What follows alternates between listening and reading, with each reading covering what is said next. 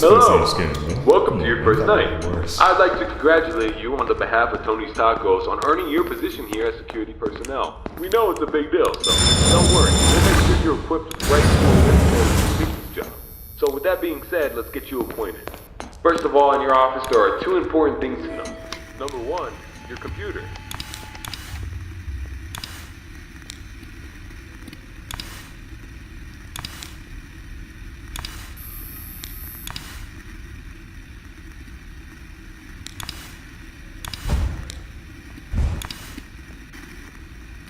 You won't be able to see outside of your doors if they are closed.